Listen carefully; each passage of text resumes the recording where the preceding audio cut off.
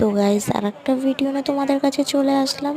তো ভিডিওটা হচ্ছে এই যে সব ফ্রেন্ডসদের রাখি পরানো হয়েছে, তো সেই জন্য যেসব মানে ফ্রেন্ড আছে ছেলে, তো সেই ফ্রেন্ডগুলো আজকে আমাদের প্রত্যেকটা মেয়েকে কিছু না কিছু খাওয়াবে।